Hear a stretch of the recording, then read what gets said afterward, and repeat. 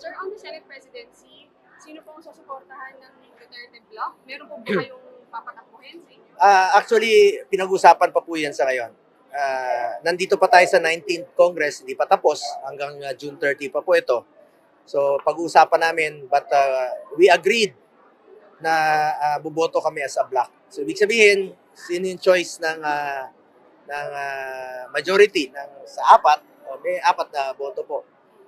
Importante rito, ako susuport, kahit sino naman po, basta yung gusto ko na magiging independent po ang Senado, but a working Senate. A working Senate, unahin yung interest ng bayan, unahin yung interest ng bawat Pilipino. Yun po ang magiging criteria ko po sa pipiliin naming next Senate President. Pero open, sir, ang Duterte Bloc na magpatakbo kayo na manggaling sa inyo yung magiging next. Lahat naman tayo may karapatan. Karapatan naman po ng bawat senador, 24 kami. Kahit sino po sa miyembro po ng Senado sa 20th Congress ay may karapatan na tumakbo bilang Senate President. So it's open po yan lahat. But kami, we will vote as a block. Isa po ang aming suportahan, nagkaisa po kami. Yun po ang kasalukuyan naming pinag-uusapan.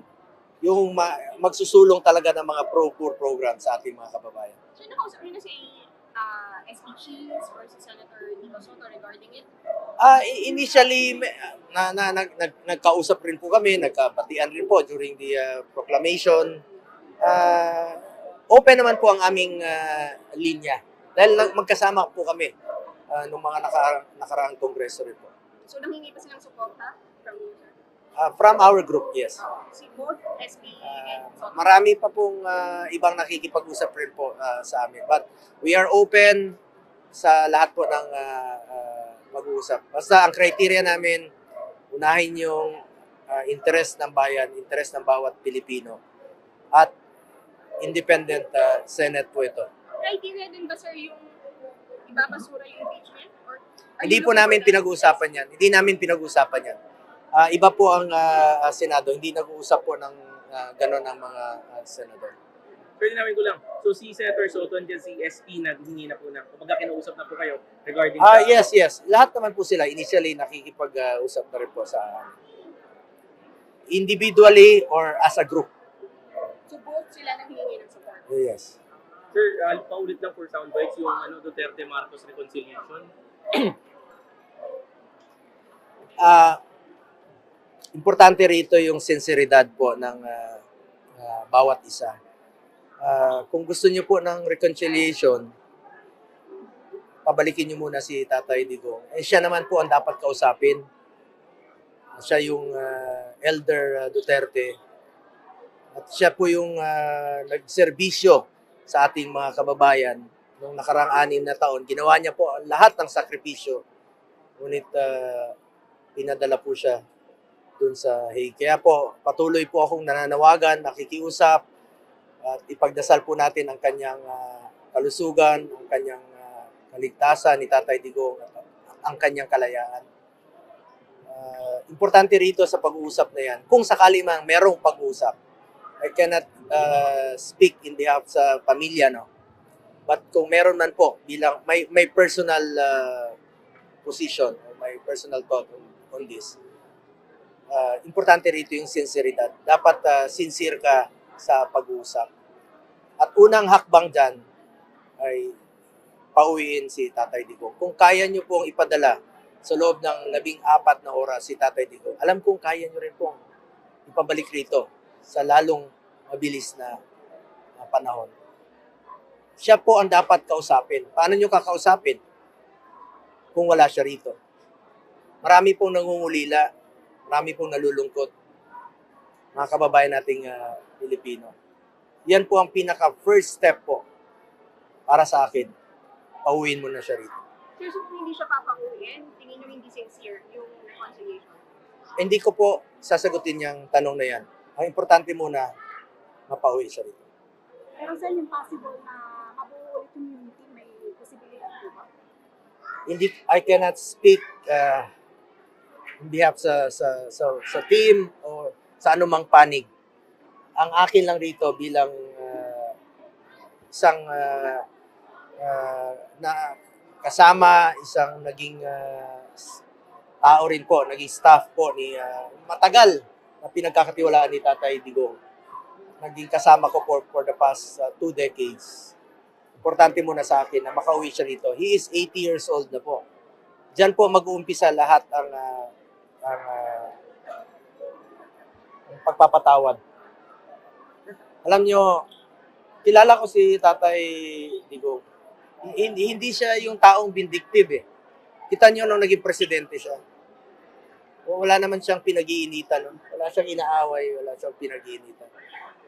In fact, nung naging presidente siya, pinagbili niya sa amin nun. Sabi niya, kahit talo tayo dyan sa lugar na yan. Classic example. Yun pong Panggil Bridge. Naumpisahan yun sa previous administration. Umabot sa kanyang administration. Sinabi ng then governor doon, si Governor Tan, sabi niya, "Sir, talo ka rito." Alam mo, sinabi niya sa amin, kahit talo ako dyan sa lugar na yan, presidente ako ng buong Pilipinas. Luzon, Visayas, Mindanao, lahat tayo, pantay-pantay. So, ibig sabihin, Pilipino tayo.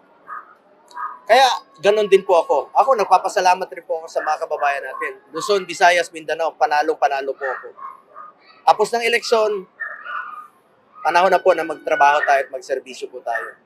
Inihalal po tayo rito. Inihalal tayo ng Pilipino. This is democracy. Pinili tayo ng Pilipino. Pagserbisyohan natin ang ating mga kababayan. At yan, ganun po mamuno si dating Pangulong Duterte noon. Wala siyang pinipili. Ano man ang iyong rehiyon, ano man ang iyong religion, ano man ang iyong tribo, kung saan ka man nanggaling, mula Luzon, Visayas o Mindanao, para sa kanya, Pilipino tayo. At yan po rin ang aking tinatandaan. At inuuna ko, interes ng bayan at interes po ng bawat Pilipino. Sir, ang Duterte family ba open to reconciliation? Ay, hindi ko po masagot yan. Sabi ko nga, I cannot speak in their behalf sa pamilya Duterte. Ang akin lang is more on my personal thought or my personal position po itong akin bilang kasama po at malapit kay dating Pangulong Duterte sa loob ng 2 dekada. So, sir, since open siya to reconciliation, dapat bang ituloy pa yung impeachment trial against BP? Sabi ko nga, nandiyan na yung proseso. Kung wala namang ebidensya, edi wala para makapagtrabaho na po tayo. So, tingnan natin what will happen in the next few weeks. No?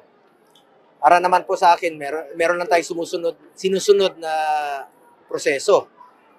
Kung legally, hindi naman po legal na itawid ito sa next Congress, dapat wala na. So, sundin muna natin yung legal process. Kung ano yung legality ng impeachment. Once na sinabi ng Senado na itatawid dito sa next Congress, bilisan po natin kung wala, based on evidence po tayo. Kung wala namang ebidensya, gano'n naman po. Kaya nga impeachment court, pakinggan natin ang depensa, pakinggan po natin ang prosecution. Kung walang ebidensya, wala naman talaga, edi ano pang itagal natin dito? Para makapagtrabaho na tayo, masasayang lang po ang ating oras. Kung tatagal pa dyan, wala naman po ebidensya. So, it will be based on evidence po. And I'm sure, ganun rin po ang aking mga kasamahan sa Senado. Titingnan po nila kung ano yung magiging ebidensya. And of course, yung legality, kung dapat ba siyang itawid sa next Congress. Since nandiyan na po yan, it was filed already.